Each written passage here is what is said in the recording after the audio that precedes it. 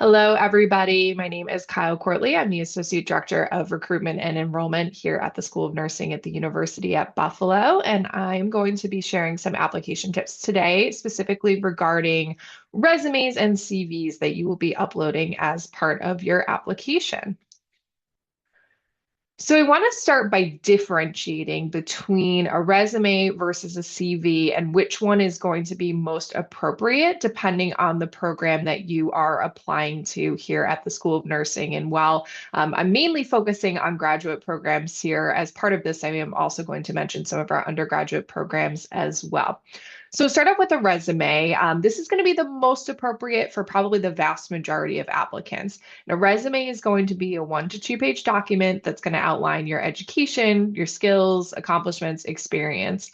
So if you're applying to an RN to BS program, our accelerated bachelor's program, or a DNP program, and that's going to include CRNA as well, you're going to want to be putting together a resume because what we're looking for those programs is really just a highlight of your accomplishments and your experience and how those will relate to the program that you're applying to. Now, a CV is going to be a longer document. So this is a 3 or more page biography listing really all of your background and achievements, and it's going to get into things like your research, publications, presentations, right? If you have kind of a larger portfolio from your professional life, that's when a CV is going to be more appropriate. And really, this is going to be for our PhD program, right? Because that's much more of a research intensive program. So that's where we want to see prior publications, presentations, those types of things.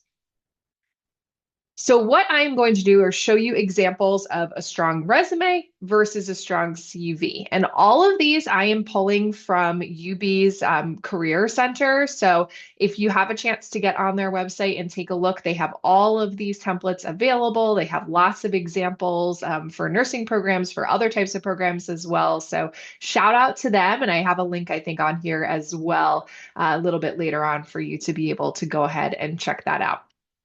But what you can see here on this example of a strong resume, first thing that we've got up here at the top is the education section. So we are listing all schools attended and degrees obtained, including GPA. That's a personal choice. We're going to go in and see all the transcripts and be calculating a GPA as part of our admissions review process. So it's not necessary to put that on your resume, but certainly you can put it on there if you would like to. Again, it's just going to be a personal choice.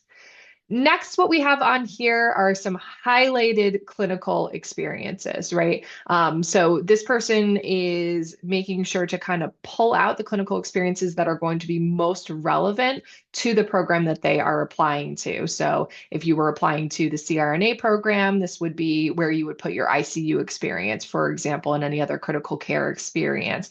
Somebody who's applying to maybe an adult gerontology DNP program would put their experience that's most relevant to that.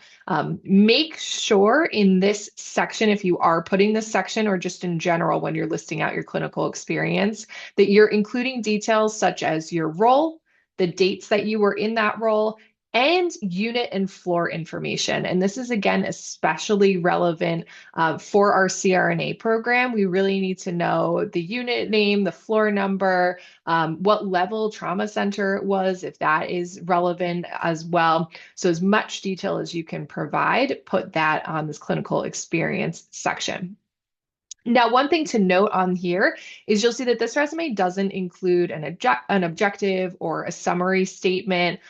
Really, for a resume, we don't need that, right? It's just kind of adding in extra words. It's going to make your resume longer. And really, a resume, again, we want to keep to 1 to 2 pages. So, I mean, if you feel personally very strongly about including an objective or a personal statement, summary statement on there, that's fine, but it is certainly not necessary when you are putting together a resume. We understand that your goal is to get into our nursing program, so that doesn't need to be stated on there. Next, this is the bottom half actually of this resume. This one is actually only 1 page in total, but you can see we've got all of the highlights on here. So after we kind of went through, and actually I'll just go back for 1 second. So we had the highlighted clinical experience, and then they put additional clinical experience down at the bottom, a little bit less detailed. So that was kind of that first section. Now we're getting into related experience. So this is not necessarily going to be the clinical experience, but it's anything else that might be related to the program that they're applying to. So things such as shadowing or research experience, or maybe things that you did as a student in an undergraduate program, or if you have previously done a different graduate program, that may be here in this related experience section. And then what this student also did was included a section for leadership experience and activities. Of course, we're going to care about your credentials as it relates to nursing, but we also care about getting well-rounded students into our programs. So anytime that you can highlight any sort of leadership experience that you have, other activities or interests, you certainly should be putting those on your resume as well, because we really want to get a sense of everything that you're going to be bringing to the School of Nursing, in addition to, of course, those very important clinical experiences. So again, this is in total just one page, this resume. You can go on to a second page. Kind of the rule of thumb with that is that if you are going to move to a second page, you should be filling at least half, if not more, of that page. If it's less than half of a page, try to condense it down into one if you can for that second page there. So that was an example of a strong resume. Now we're going to show kind of what the difference is between that and what a strong CV is going to look like. So starting up at the top again, we are still putting that education section first. You'll see with this one, the education is listed in reverse chronological order. So they're putting their highest degree first. Again, most students who are applying to a PhD program, although it's not necessary, have higher credentials beyond just a bachelor's degree. So listing those in reverse chronological order is going to be the easiest for us to be able to follow and to have an understanding of your educational background. Then they list some professional experience, but then pretty close to the top there, they're putting their research experience, right? So that is something that's really highlighted. So you can see already the difference with the resume. We were highlighting the clinical experience. With the CV, we're highlighting the research experience on here. So that's kind of one big difference as we're going through this. Next, they're listing out presentations, honors, professional memberships. This is also where you can include publications, right? So we're getting a lot more detailed here, where again, with the resume, we were really focusing on those hands-on experiences. For this, we're focusing much more on the research portfolio.